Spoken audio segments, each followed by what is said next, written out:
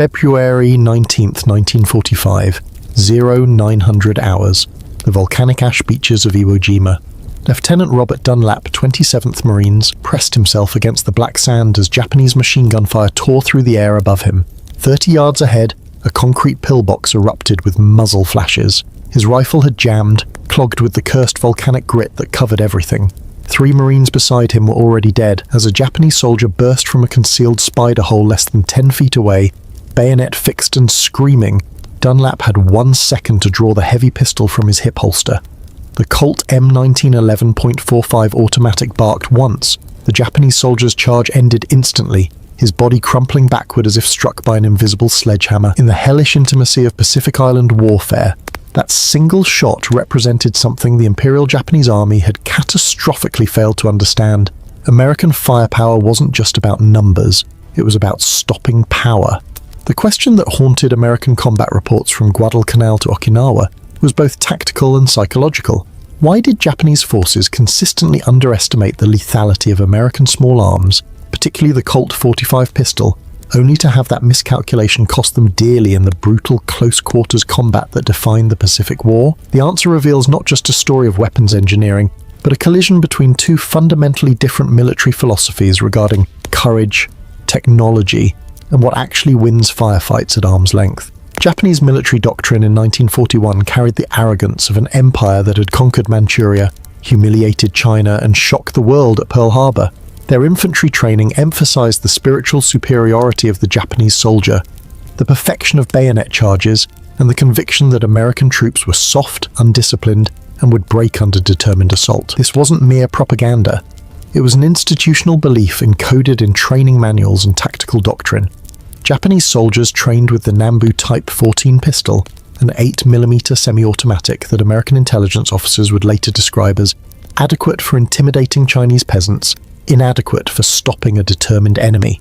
Firing a relatively anemic 8x22mm Nambu cartridge generating roughly 162 foot-pounds of muzzle energy, the Nambu represented Japanese priorities: lightweight, ease of manufacture, and the assumption that pistols were essentially ceremonial weapons for officers who would lead with swords and spirit rather than firepower. When Japanese troops captured American positions in the Philippines in 1942 and examined the heavy Colt M1911 pistols, intelligence reports noted their reaction ranged from amusement to dismissive contempt. The weapon seemed absurdly large, over-engineered, and indicative of American reliance on material superiority over warrior spirit. They could not have been more fatally wrong. The Colt 45M 1911 wasn't designed for target shooting or ceremony. It was designed to stop charging enemies with absolute certainty, and its developmental history revealed American pragmatism at its most uncompromising.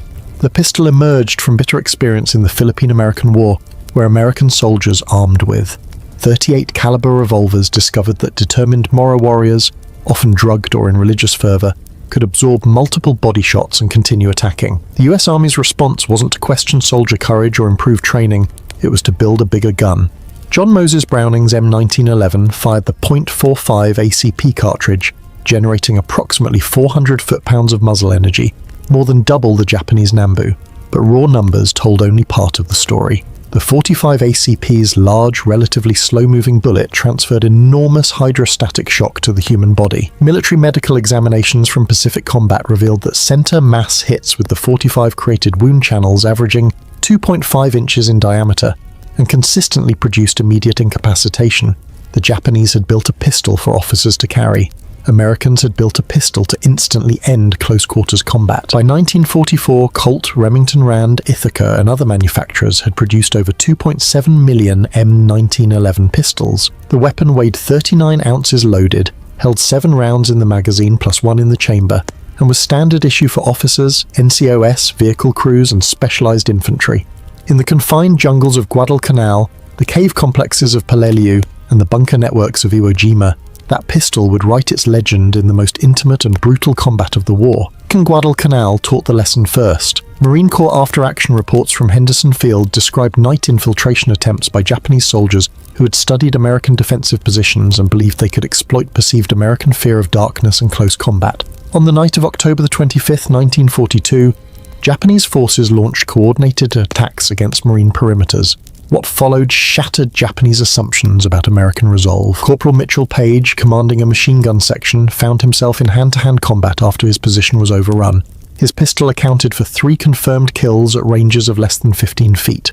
His report was clinical. Each man I shot with the .45 went down immediately and did not get up. No second shots were required. Similar accounts flooded through combat reports from Tarawa, Saipan, and the Philippines. Japanese soldiers who survived to become prisoners expressed shock at the immediate stopping power of American pistol fire. Lieutenant General Tadamichi Kuribayashi, commanding Japanese forces on Iwo Jima, had studied American weapons carefully. His tactical instructions to his troops explicitly warned against underestimating American firepower and advocated for positional defense rather than banzai charges. He understood what his predecessors had not. American weapons were designed for efficiency, not ceremony, and the Empire's spiritual superiority meant nothing against hydrostatic shock and massive tissue trauma, but institutional arrogance died slowly. Even in 1945, Japanese training manuals continued to emphasize close combat with bayonets and swords, weapons that required the attacker to survive long enough to reach the enemy. Against Marines and soldiers armed with M1911 pistols in the narrow confines of bunkers and caves, that survival proved impossible. Combat analyses from Okinawa documented that American personnel armed only with pistols achieved higher casualty ratios in close quarters than Japanese troops armed with rifles and bayonets. By war's end, the statistical evidence was overwhelming and damning to Japanese tactical doctrine. Medical examinations of combat casualties revealed that soldiers shot with Nambu pistols had survival rates exceeding 60% if they received medical attention within 2 hours. Soldiers shot center mass with the M1911 had survival rates below 15% under identical conditions. The difference wasn't marksmanship or courage, it was physics. American ordnance testing demonstrated that the .45 ACP cartridge could penetrate 4 inches of pine board or 12 inches of packed earth, enough to reach targets behind standard field fortifications. The heavy bullet retained enough energy after penetration to still cause fatal wounds. Japanese pistol ammunition, by contrast, often failed to penetrate even light cover. In the savage environment of island warfare, where every cave entrance and bunker opening became a potential killing ground, this difference was existential. The US military produced over 3 billion rounds of .45 ACP ammunition during the war years. Pistols that had seemed excessive in peacetime proved perfectly suited to a war where combat distances often shrank to conversational range. Japanese forces adapted too slowly, trapped by doctrinal rigidity and industrial limitations that prevented them from developing comparable weapons, even when battlefield reports screamed the need. The Pacific War's close-quarters combat delivered an unambiguous judgment on the collision between Japanese martial philosophy and American engineering pragmatism.